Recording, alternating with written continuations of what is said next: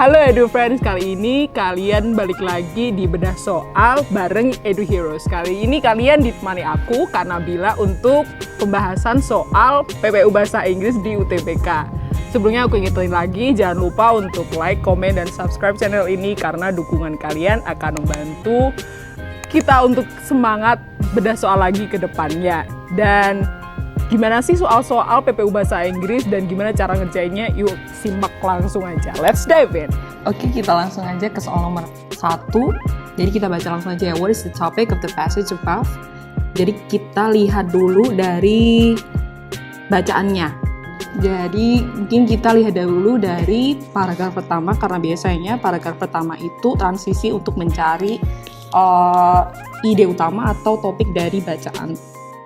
Kemudian kita baca dulu dari kalimat pertamanya, kemudian masuk ke kalimat-kalimat seterusnya untuk mencari topik ataupun apa sih yang bacaan ini mau jelaskan gitu. Jadi yang pertama, Sydney is the grip of new coronavirus outbreak centered on the northern beaches. Jadi dari kalimat ini mungkin kita bisa tahu pertama, Sydney in the grip of new coronavirus outbreak in northern beaches. Mungkin dari itu tiga poin ini mungkin kita udah dapat ya. In the space of 36 hours, New South Wales shifted from 12-day period free from local transmission to the sudden emergence of dozens of cases by 8 p.m. Friday, what is known as Avalon cluster. Ini masih ngomongin cluster yang di new coronavirus outbreak di northern beaches had grown to 38 cases. A further 3 locally acquired cases where source had not yet been established were under investigation, NSW Health said. Nah, dari yang dilingkari, yang digaris ini mungkin adalah key point-nya. Jadi, Sydney is a new coronavirus outbreak, northern beaches, Avalon cluster. Jadi, cluster new coronavirus outbreak di northern beaches. Mungkin dari itu kita bisa balik lagi ke soalnya. Jadi pilihan pertama yang coba lihat dulu, dia tentang lockdown in Sydney's northern beaches. Sydney's northern beaches itu benar, kita dapat dari poin tadi, tapi dia nggak ngomongin lockdown. Dari kalimat itu pun, dari transisi pembukaannya nggak ada tentang ngomongin lockdown. Jadi mungkin ini nope. Kemudian COVID-19 cases in Sydney. That's true, but dia tuh terlalu general, terlalu umum. Jadi mungkin bisa di skip dulu. Mungkin pilihan C kita baca travelers who came to Australia. Dia sebenarnya di bacaan paragraf yang lain tuh ada, cuman dari key point yang kita tarik tadi, travelers who came to Australia itu bukan kayak topic of the passage. Jadi nope. The source of Sydney's northern beaches, again, it's true. Cluster. Mungkin dia bisa bener, tapi kita skip dulu. Kemudian new outbreak in Australia. Again, ini terlalu umum. Jadi mungkin karena di sini ada dua topik yang umum, mungkin kita bisa skip. Jadi pilihannya bukan. Dan di pilihan D, the source of Sydney's northern beaches, COVID cluster, dia kan lebih general, lebih spesifik kan ya. Jadi soal nomor 1 itu jawabannya D, karena itu memuat beberapa key point yang udah kita tangkap tadi. The source of Sydney's northern beaches, COVID cluster. Kita lanjut ke soal nomor 2. What is the similar meaning phrase to locally acquired in the first paragraph? Jadi kita lihat dari pola phrase ini, locally acquired. Jadi dia itu ada adverb dan verb. Kita lihat dari pilihannya semua. Di sini semuanya adverb itu biasa diakhiri dengan li ini ya. Jadi semua ini mungkin memiliki pola yang sama. Jadi kalau ini cases in the neighborhood, dia itu bukan termasuk phrase yang sama dengan ini karena dia adalah noun. Jadi kita lihat dari pilihan A, B, C, D, closely transferred. Closely, kita bandingin adverbnya dengan adverb yang ada di sini. Jadi closely, locally, mungkin sama. Narrowly, locally. Regionally, locally. Widely, locally. Kalau pilihan D sendiri, karena dia widely sama locally, dia ini kayak sangat bertolak belakang. Jadi pilihan D, coret. Kita kemudian lihat dari verbnya sendiri, acquired. Acquired. Apa sih sebenarnya yang di-acquired di sini itu? Dari paragraf pertama yang di-acquired itu adalah a further 3 cases tentang new coronavirus outbreak yang di Avalon cluster. Jadi kita lihat transferred. Dia itu mendapatkan 3 cases, dari transferred ini bukan, apalagi spread, karena dia bertolak belakang dengan acquired yang mendapatkan cases ini dari secara lokal. Jadi mungkin yang paling terdekat sih B, narrowly obtained, karena dia memiliki makna yang bersama, narrow, locally, obtained, acquired. Jadi soal nomor 2 jawabannya B. Oke, lanjut ke soal nomor 3. What is the purpose of the author writing the passage? The purpose. Tujuannya. Biasanya kalau tujuan itu biasanya dilihat dari paragraf pertama, karena paragraf pertama itu kayak membuka tujuan dari penulis itu mau menjelaskan apa sih di bacaan tersebut. Tapi biar lebih jelas atau lebih mendetail, kita bisa lihat juga di paragraf terakhir. Kita balik lagi ke bacaannya. Kita lihat dari paragraf 1. Mungkin tadi udah bisa dibaca dari soal pertama.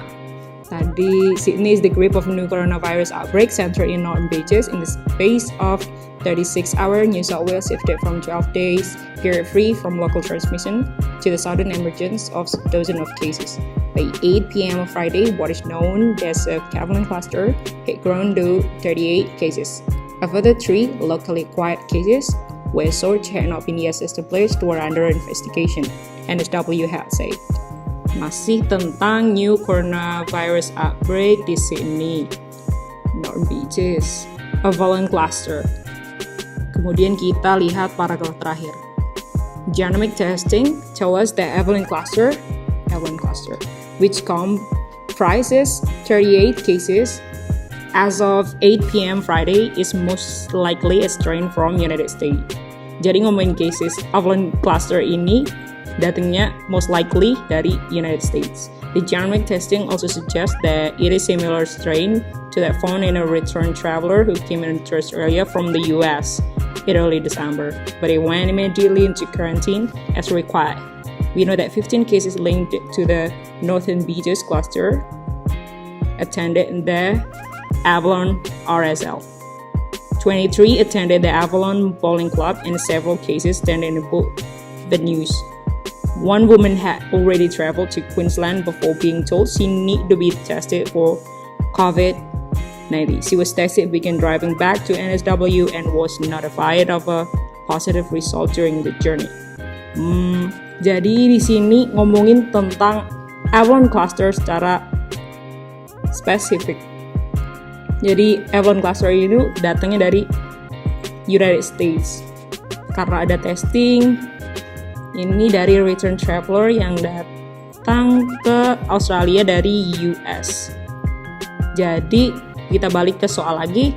Tujuan dari penulis menulis bacaan itu adalah tadi lebih ke sumber klasternya, Avalon cluster tadi. Jadi kita baca dari A. To inform the source of Sydney's Northern Beaches cluster. Yes. To tell anyone who live in Australia to be cautious. True, but kayak di paragraf yang kita baca tadi tidak menjelaskan lebih tentang kenapa sih kita harus hati-hati, kenapa dan gimana gitunya.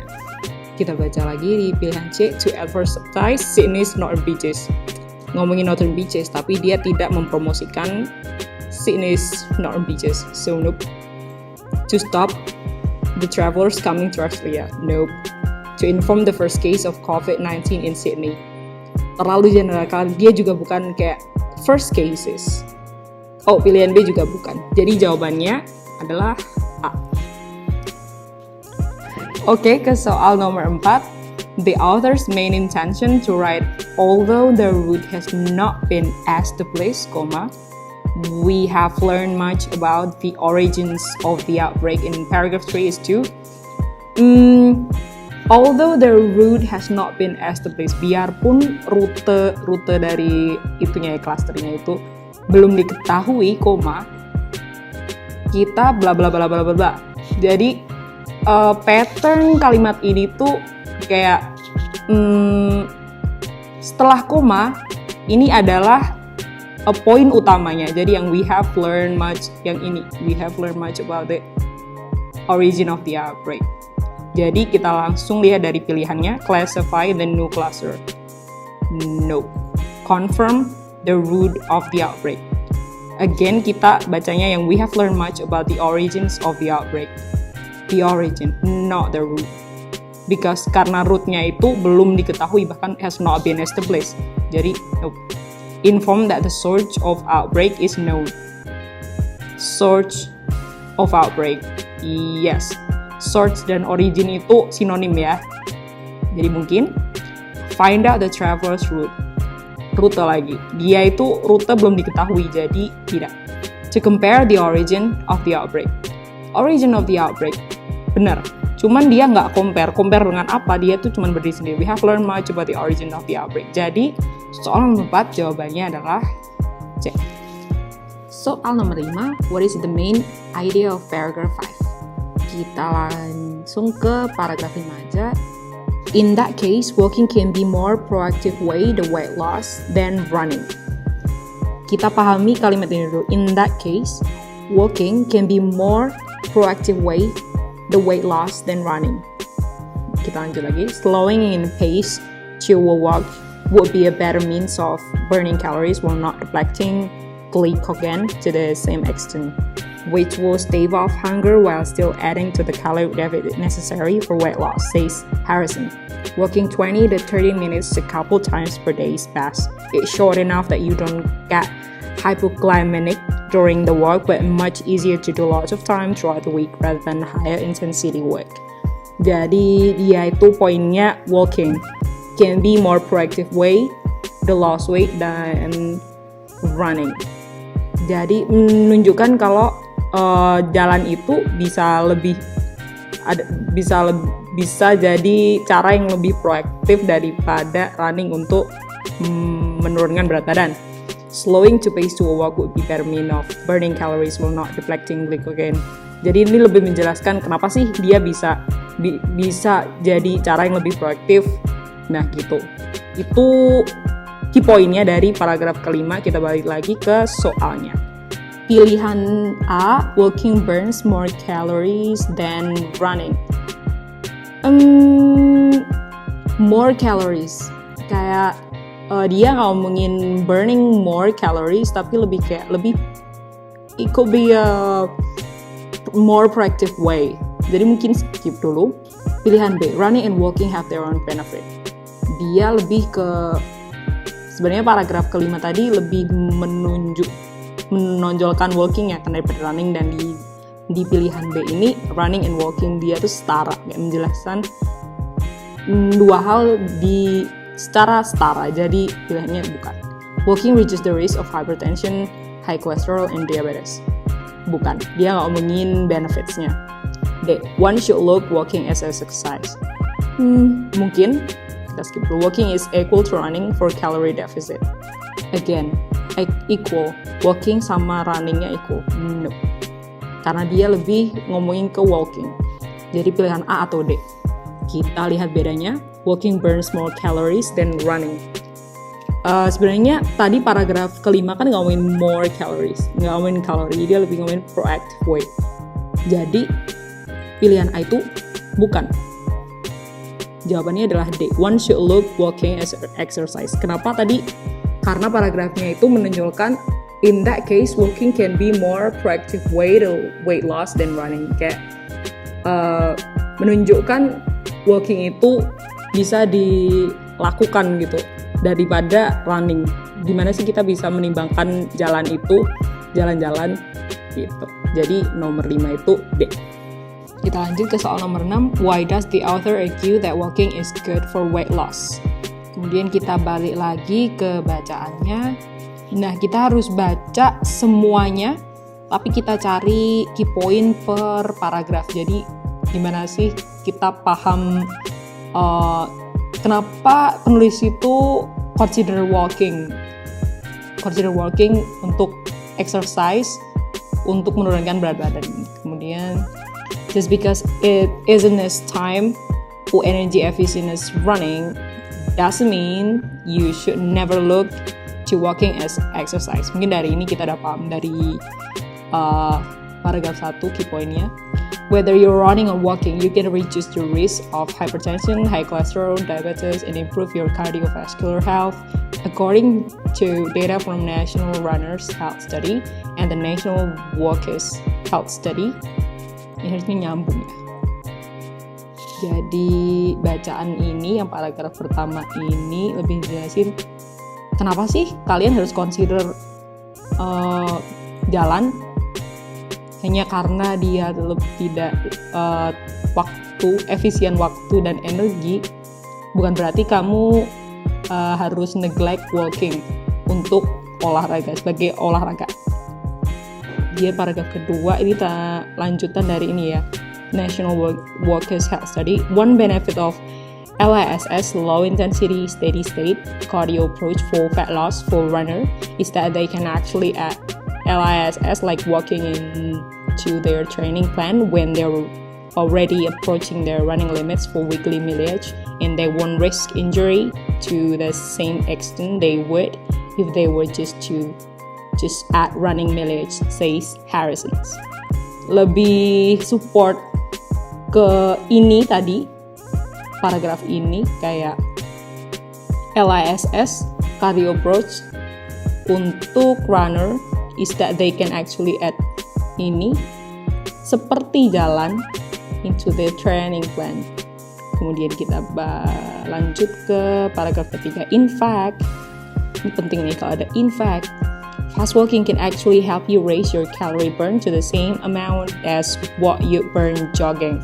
So, berjalan bisa membantu kalian untuk meningkatkan kalori yang terbakar same amount dengan jogging.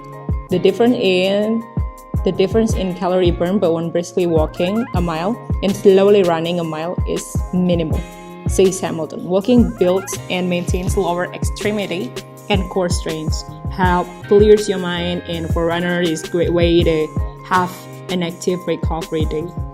Lebih ngomongin benefitnya dari jalan, gimana dia tuh hampir sama dengan jogging secara umum. Kemudian lanjut lagi. To maximize calorie expenditure for the purpose of deepening a calorie deficit, you need to maximize the distance travel of the total work done without causing hunger. For that reason, running should not be used as mean of developing a calorie deficit.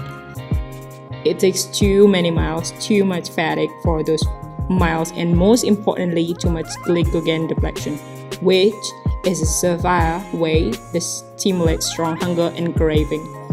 Jadi paragraf ini tuh lebih kayak gimana sih running di sini should not be used as mean of calorie deficit. Untuk calorie deficit, running itu bukan anjuran gitu. Karena dia itu bisa akhirnya stimulate strong hunger and craving. Pada akhirnya bikin lebih lapar. Jadi intinya kayak gimana sih kelemahan running gitu dibandingkan walking. Jadi kayak again supporting dari ini benefitnya. Paragraf terakhir, in that case, walking can be more proactive way. Tadi ya udah ya. To weight loss than running. Slowing the pace to a walk would be better mean of burning calories while not depleting glycogen to the same extent, which will stave off hunger while still adding to the calorie deficit necessary for weight loss, says Harrington. Walking 20 to 30 minutes a couple times per day is best. It's short enough that you don't get hypoglycemic during the walk, but much easier to do lots of time throughout the week rather than higher intensity work. Dari paragraf 5 tadi, gimana sih kalian harus consider walking. Kemudian di paragraf 4 tadi lebih ke kelemahannya running. Paragraf 3 benefitsnya walking. Ini ngomongin LIS ke walking. Di sini gimana sih walking itu bisa sama bagusnya dengan lari. Jadi walking bisa aja gitu. Jadi untuk soal yang kenapa sih walking is a good for weight loss, jadi mungkin bisa lihat dari di sini benefitnya, LIS-nya di sini yang stimulate strong hunger and craving ini karena dia itu untuk yang running ya. Terus untuk yang jalan, burn more calorie while not depleting glycogen to the same extent. Di paragraf terakhir ini bisa kita lihat kembali lagi ke soalnya.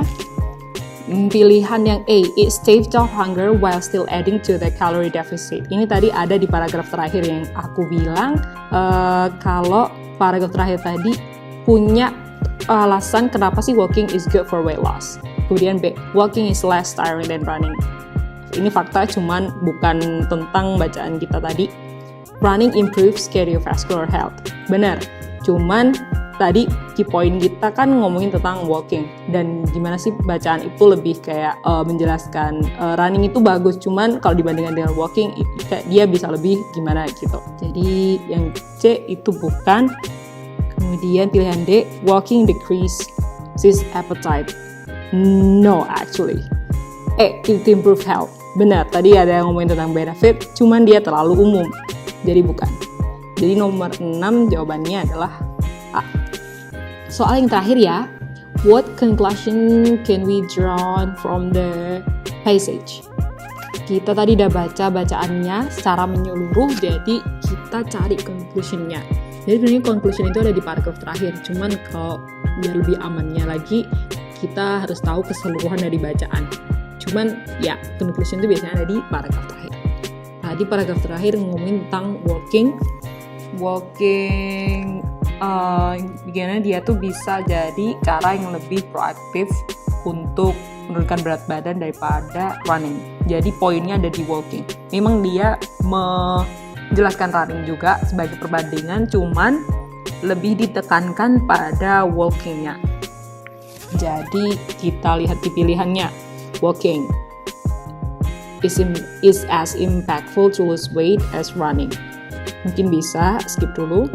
B, running and walking can reduce the risk of hypertension.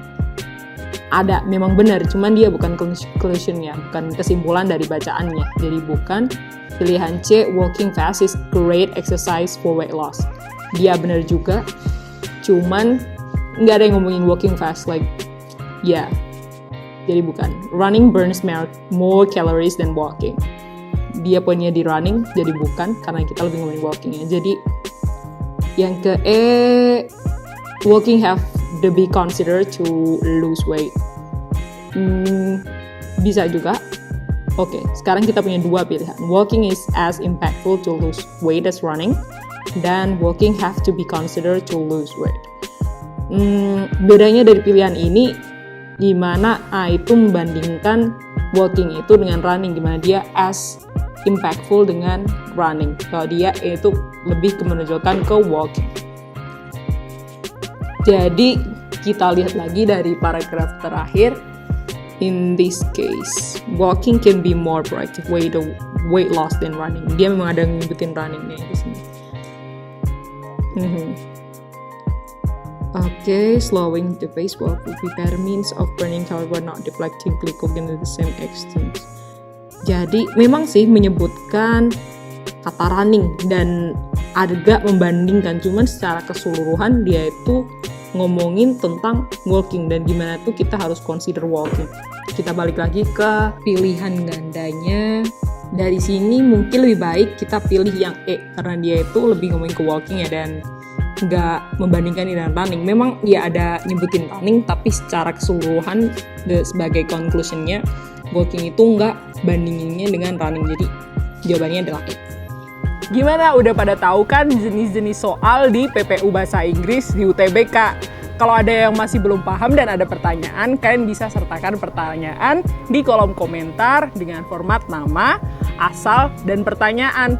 Jangan lupa juga untuk share video ini ke teman-teman kalian ya, dan bisa juga kalian download aplikasi Widya Edu di App Store dan Play Store. Pastikan kamu belajar dengan bimbel interaktif hemat kuota Widya Edu karena bakal ada banyak kelas menyenangkan dan informasi menarik di aplikasinya.